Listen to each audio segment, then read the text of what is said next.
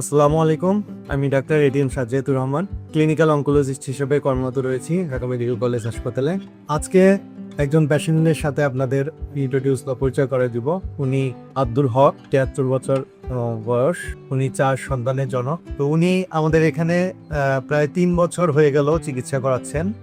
ওনার প্রথমে carcinoma larynx ধরা পড়ে, মানে গলায় একটা টিউমার ধরা পড়ে এবং সেই টিউমারটা দুই সাইডে ছড়ানো থাকে, মানে দুই পাশে তার গলায় আরও এক্সট্রা দুটি চাকা হয়। তো আমরা ওনাকে প্রথমে ইন্ডাকশন কেমোথেরাপি দিই, মানে আগে কেমোথেরাপি দিয়ে টিউমার সাইজ ছোটো করে নিয়ে আসে ওনাকে রেডিওথেরাপি দেওয়া। তো ওনার চিকিৎসা মোটামুটি 2023 সালেই সম্পূর্ণ হয়ে যায়।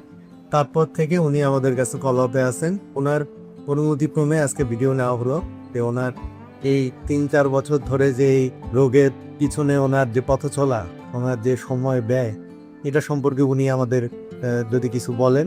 বাবা, কেমন আছেন আপনি? আমি এখন ভালো আছি। আগে কীরকম সমস্যা ছিল? এই সমস্যা ছিল, পড়ার খুব চেষ্টা করছে, খাওয়ার কষ্ট হয়। এখন আল্লাহর মধ্যে ভালো আছেন? এখন আমি আল্লাহর আপনি রেডিওথেরাপি পেয়েছিলেন 33টা রেডিওথেরাপি আর কেমোথেরাপির সাথে সাথে পেয়েছেন কবর। আচ্ছা, তা আগে কন্ট্রোনালি পুরাটাই ভাঙা ছিল, বাংলাদেশ। এখন তো কথা বলতে পারতেছে। যে উনি আমাদের এখানে এখন 3 মাস পর পর দেখা করেন, মাঝে মাঝে 6 মাস পরেও আসেন। তো ওনার প্রতিবার আমরা কিছু রিপোর্ট করতে দেই। এবার উনি এসেছেন অনেকদিন পরে, প্রায় 6 মাস হয়ে গেছে। 6 মাস পরে উনি এসেছেন। আলহামদুলিল্লাহ সব রিপোর্টই ভালো আছে। তো এই ভিডিওগুলোর মূল উদ্দেশ্য হচ্ছে যে অনেক ক্যান্সারই আছে যেগুলো ভালো হয়ে যায়, যেমন এই ক্যান্সারটা উনি 3 বছর হয়ে গেল, 3 বছরে এখন সম্পূর্ণ সুস্থ আছেন। এখন এটা আর ফিরে আসার সম্ভাবনা খুবই কম।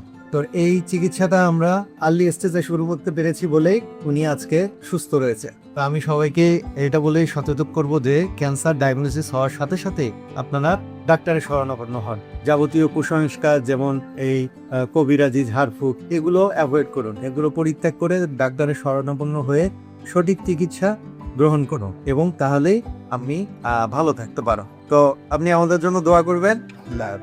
দোয়া করে। জি, ভালো থাকবেন, সুস্থ থাকবেন। আল্লাহ হাফেজ।